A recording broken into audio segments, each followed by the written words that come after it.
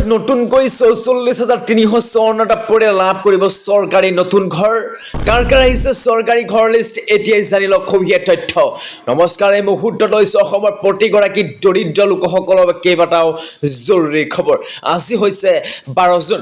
আজি দিনটোতে লৈ আহিছো অসমৰ প্ৰতিগৰাকী দৰিদ্ৰ লোকসকলৰ বাবে চৰকাৰী ঘৰৰ কাৰণে কেইবাটাও ডাঙৰ আপডেট।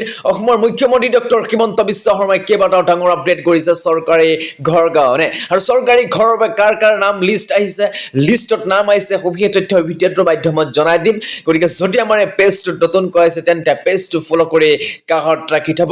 নমস্কাৰ, ইয়াত কৈছে PMAY চৰকাৰী ঘৰক লৈ মুখ্যমন্ত্ৰী ডক্টৰ হিমন্ত বিশ্ব শৰ্মাৰ ডাঙৰ ঘোষণা। যিসকল চৰকাৰী ঘৰৰ কাৰণে অপেক্ষা কৰি আছে তেওঁলোকৰ বাবে মুখ্যমন্ত্ৰীয়ে ডাঙৰ ঘোষণা কৰিছে।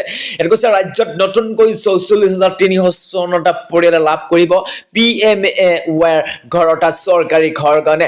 যিসকল লোকে জিঅ'টেক কৰিছিলে তেওঁলোকৰ বাবে চৰকাৰী ঘৰ আহি পৰিছে ৪৪,৩৫৪টা পৰিয়ালৰ বাবে। ইয়াত কৈছে ৰাজ্যত একেলগে অনুমোদন লাভ কৰিলে অবিশ্বাস্য ১৬,৮১০টা নতুন পকী ঘৰ। ৪৪,০০০ৰ ভিতৰত ১৬,৮০০ অথবা ১৭,০০০ লোকে নতুনকে চৰকাৰী ঘৰ পাব বুলি মুখ্যমন্ত্ৰী ডক্টৰ হিমন্ত বিশ্ব শৰ্মাই উল্লেখ কৰিছে। ইয়াত কৈছে দ্ৰুতগতিত চলিব ঘৰ নিৰ্মাণৰ কাম।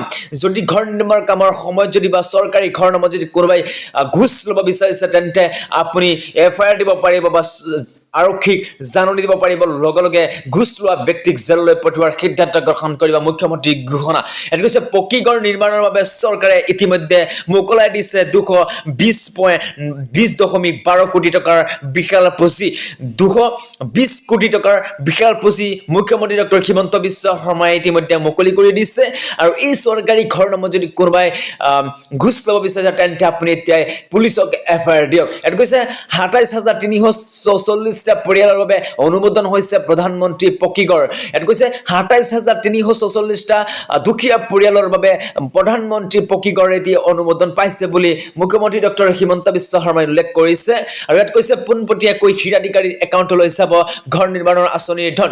২,৭০,০০০ টকা সোমাব দৰিদ্ৰ পৰিয়ালৰ বেংক একাউণ্টত, যিসকলে চৰকাৰী ঘৰ পাব। ৪৪,০০০ দৰিদ্ৰ পৰিয়ালৰ নাম আহিছে আৰু ইতিমধ্যে ১৬,০০০ লোকে চৰকাৰী ঘৰৰ বাবে পইচা পাব বুলি মুখ্যমন্ত্ৰীয়ে ঘোষণা কৰি দিছে। এনেকৈ চৰকাৰী ঘৰৰ তালিকাত চাই লওক আপোনাৰ নাম। আপুনি এতিয়া অনলাইনত আপুনি চেক কৰক আৰু আপোনাৰ নামটো এতিয়াই চাই লওক। যদি আপোনাৰ নাম আহিছে তেন্তে আপুনিও লাভ কৰিব চৰকাৰী ঘৰৰ কাৰণে ২,৭০,০০০ টকা। ইয়াতকৈ চৰকাৰী ঘৰ নোপোৱাসকলে শীঘ্ৰে কৰক যোগাযোগ। ৰাজ্যৰ নতুনকৈ ৪৪,৩৫৪টা পৰিয়ালে লাভ কৰিব চৰকাৰী ঘৰ। দ্ৰুতগতিত চলিব ঘৰ নিৰ্মাণৰ কাম।